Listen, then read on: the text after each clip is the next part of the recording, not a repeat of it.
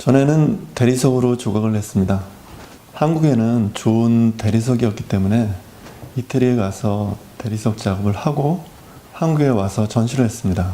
한 관객이 우리 집에는 70% 대리석이 있어요.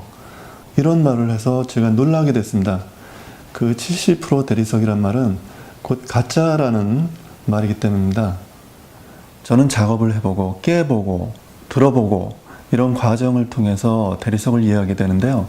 관객은 TV나 잡지에서 나오는 광고성 이미지나 그런 문구에서 그 대리석을 이해하는 것 같아요.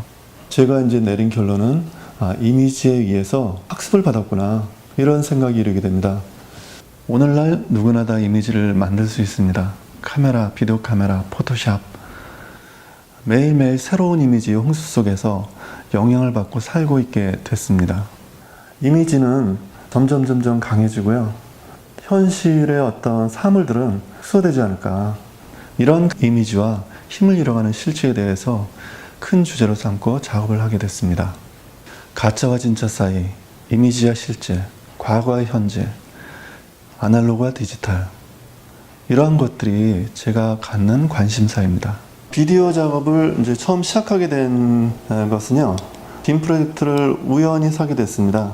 처음 보는 거라서 이거 가지고 뭐 해볼까, 이리저리 둘러보고 또 놀기도 하고, 음료수 캔을 석고로 만들고요, 음료수의 영상을 찍어서 다시 빔 프로젝터로 그 석고 위에 투사를 해보게 됩니다.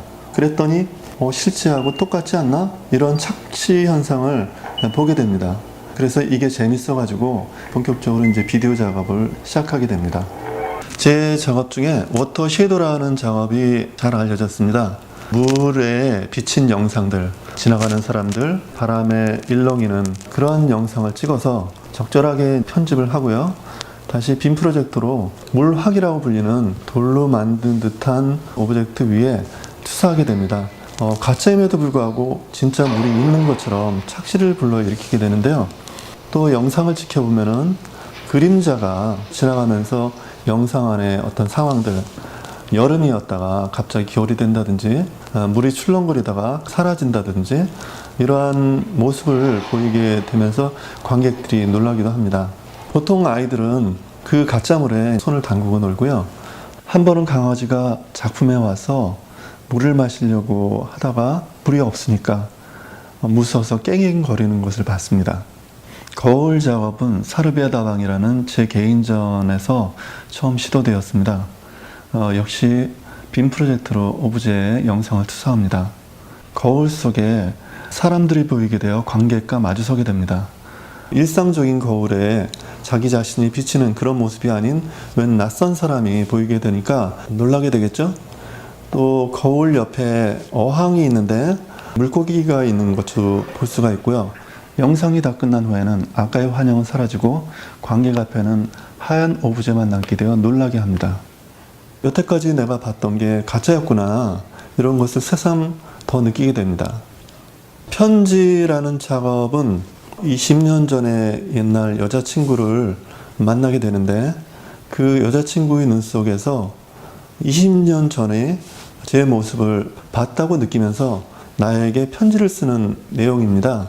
과거의 나는 현재의 나를 모르고 현재의 나는 과거의 나를 아니까 20년 전에 나한테 설명하고, 과거에 내가 존재했었는지, 내가 과연 과거에 존재했었는지, 이것을 묻는 작업이었습니다.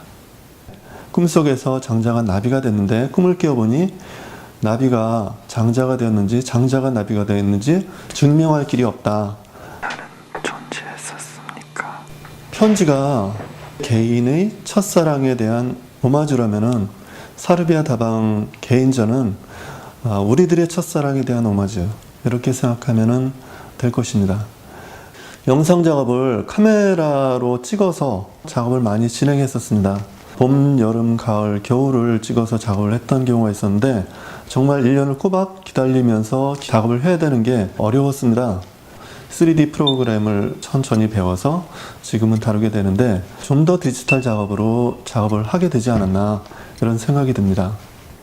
카메라로 찍은 이미지와 컴퓨터에서 만들어낸 이미지의 이러한 것들은 전에 사용했던 이분법적인 구도의 연장선이라고 생각합니다.